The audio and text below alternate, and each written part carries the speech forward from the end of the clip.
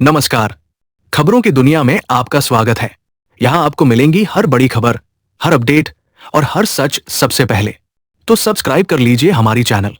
आइए चलते हैं देश की सबसे बड़ी खबर की तरफ। 1. डोनाल्ड ट्रंप के फैसले के बाद अमेरिका ने क्यूबा को मिलने वाली तेल सप्लाई पर रोक लगा दी, जिससे वहां गंभीर ऊर्जा संकट पैदा हो गया है। ईंधन की कमी के कारण बिजली कटौती बढ़ गई है, अस्पतालों और उद्योगों पर असर पड़ा है और आम जनता को भारी परेशानियों का सामना करना पड़ रहा है। यूनाइटेड स्टेट्स ने अन्य देशों को भी क्यूबा की मदद न करने की चेतावनी दी है। मिगेल डायस-कैनेल ने साफ किया कि देश अपने सिस्टम से समझौता नहीं करेगा। ये तनाव ऐतिहासिक रूप से जारी टकराव का हिस्सा है। 2. डोनाल्ड ट्रंप ने ईरान को 10 दिन का अल्टीमेटम देते हुए युद्ध जल्द खत्म करने के संकेत दिए हैं। मार्को रूबियो के अनुसार अमेरिका का सैन्य अभियान हफ्तों में खत्म हो सकता है और जमीनी सेना की जरूरत नहीं पड़ेगी। हालांकि मरीन और एयरबोर्न सैनिक तैनात किए जा रहे हैं। यूनाइटेड स्टेट्स ने ईरान को परमाणु और मिसाइल कार्यक्रम सीमित करने का प्रस्ताव दिया, लेकिन तेहरान ने इसे ठुकरा दिया।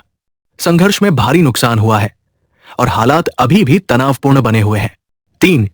नरेंद्र मोदी और डोनाल्ड ट्रंप के बीच मिडिल ईस्ट संकट पर फोन बातचीत हुई, जिसमें एलोन मस्क के शामिल होने का दावा द न्यूयॉर्क टाइम्स ने किया है। हालांकि इसकी आधिकारिक पुष्टि नहीं हुई। बातचीत में स्ट्रेट ऑफ हॉर्मस की सुरक्षा पर जोर दिया गया, जो भारत के लिए ऊर्जा आपूर्ति का अहम मार्ग है। इस घटना को ट्रंप और मस्क के रिश्तों में सुधार का संकेत माना जा रहा है, जबकि मस्क की भूमिका अब भी स्पष्ट नहीं है। 4. नरेंद्र मोदी ने ऊर्जा संकट के बीच राज्यों के मुख्यमंत्रियों के साथ बैठक में फ्यूल स्रोतों में विविधता पर जोर दिया। उन्होंने बायोफ्यूल, सौर ऊर्जा, जियो ईंधन स्कीम, इलेक्ट्रिक मोबिलिटी और पाइप्ड गैस के विस्तार की बात कही। सरकार सप्लाई चेन, ऊर्जा सुरक्षा और आर्थिक स्थिरता पर नजर रखे हुए है। राज्यों को जमाखोरी रोकने, कंट्रोल रूम सक्रिय करने और नागरिकों को सही जानकारी देने के निर्देश दिए गए। साथ ही कृषि, उर्वरक और विदेशों में फंसे भारतीयों की मदद के लिए तैयार रहने को कहा गया। 5. यमन ने यूनाइटेड स्टेट्स और ईरान के बीच जारी संघर्ष में शामिल होकर तनाव और बढ़ा दिया है। इजरायल पर मिसाइल हमलों के साथ क्षेत्रीय युद्ध का दायरा फैल गया है। 3 हफ्तों से अधिक समय से जारी इस जंग में शांति वार्ता की उम्मीद थी, लेकिन ईरान ने शर्तें मानने से इनकार कर दिया। हालात लगातार बिगड़ रहे हैं, जिससे पूरे मिडिल ईस्ट में अस्थिरता और वैश्विक चिंता बढ़ गई है। 6. विराट कोहली आईपीएल 2026 के पहले मैच में बड़ा रिकॉर्ड बना सकते हैं। रॉयल चैलेंजर्स बेंगलुरु और सनराइजर्स हैदराबाद के मुकाबले में उन्हें T20 क्रिकेट में शोएब मलिक को पीछे छोड़ने के लिए सिर्फ 29 रन चाहिए। कोहली अभी 7वें स्थान पर है और ये उपलब्धि हासिल कर 6वें नंबर पर पहुंच सकते हैं। T20 में सबसे ज्यादा रन का रिकॉर्ड क्रिस गेल के नाम है। ये मुकाबला एम चिन्नास्वामी स्टेडियम में खेला जाएगा। 7. डोनाल्ड ट्रंप ने क्यूबा को अगला निशाना बताते हुए सैन्य कार्रवाई की धमकी दी है, जिससे वैश्विक तनाव बढ़ गया है। यूनाइटेड स्टेट्स पहले ही ईरान और वेनेजुएला को लेकर सख्त रुख अपना चुका है। मियामी में एक सम्मेलन के दौरान ट्रंप ने कहा कि उन्होंने मजबूत सेना बनाई है और जरूरत पड़ने पर उसका इस्तेमाल करेंगे। क्यूबा पर पहले से ही दबाव बढ़ाया गया है, जिससे वहां हालात और खराब हो रहे हैं। 8. MS धोनी चोट के कारण आईपीएल 2026 के शुरुआती 2 हफ्तों से बाहर हो गए हैं, जिससे चेन्नई सुपर किंग्स को बड़ा झटका लगा है। उन्हें पिंडली में खिंचाव, काफ स्ट्रेन है और वे फिलहाल रिहैबिलिटेशन से गुजर रहे हैं।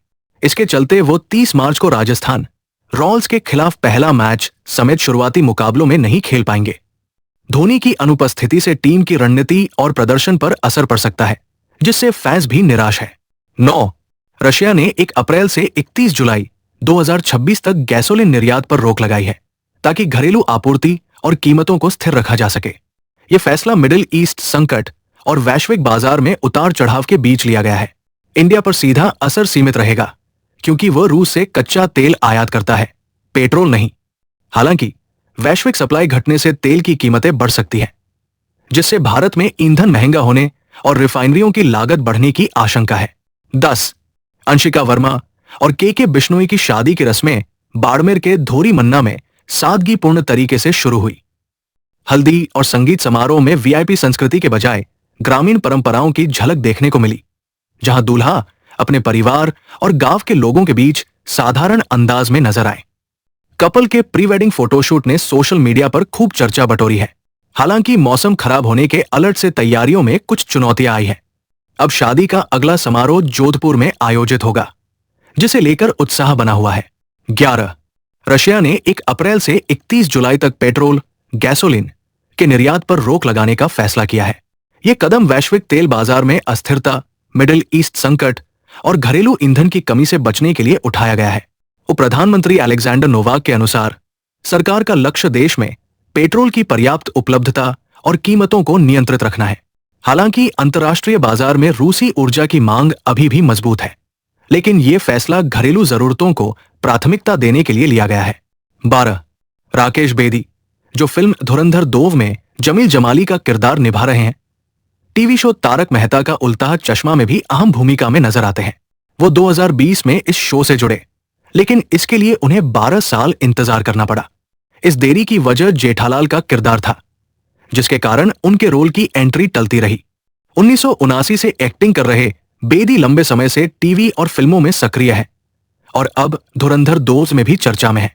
13 डोनाल्ड ट्रंप ने ईरान को कमजोर बताते हुए उसके नेतृत्व पर सवाल उठाए और दावा किया कि अमेरिकी कार्रवाई से उसकी ताकत घटी है। फ्लोरिडा में एक कार्यक्रम के दौरान उन्होंने मोहम्मद बिन सलमान पर तंज कसते हुए कहा कि अब सऊदी नेतृत्व को उनके साथ ठीक से पेश आना पड़ रहा है। ट्रंप ने स्ट्रेट ऑफ हॉर्मस को मजाक में स्ट्रेट ऑफ ट्रंप भी कहा। साथ ही उन्होंने संकेत दिया कि अमेरिका ईरान के बीच बातचीत जारी है और समझौते की संभावना बनी हुई है। यूनाइटेड स्टेट्स, ईरान और इजराइल के बीच जारी जंग 3 हफ्तों से अधिक समय से चल रही है, जिससे क्षेत्र में तनाव बना हुआ है। शांति वार्ता की उम्मीदें बनी थी, लेकिन ईरान ने शर्तें मानने से इनकार कर दिया।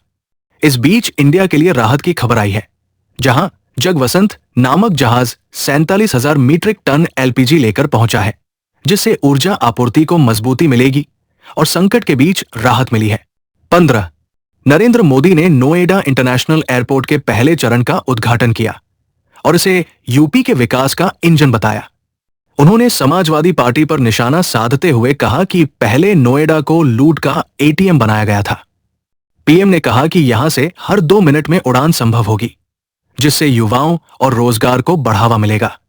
उन्होंने एयरपोर्ट को विकास का आधार बताते हुए कहा कि देश में एयर कनेक्टिविटी तेजी से बढ़ी है और भारत वैश्विक चुनौतियों का मजबूती से सामना कर रहा है। 16 डोनाल्ड ट्रंप ने ईरान को 10 दिन का अल्टीमेटम देते हुए संकेत दिया है कि युद्ध जल्द खत्म हो सकता है। मार्को रूबियो के अनुसार अमेरिका का सैन्य अभियान हफ्तों में पूरा हो सकता है और जमीनी सेना की जरूरत नहीं होगी। हालांकि मरीन और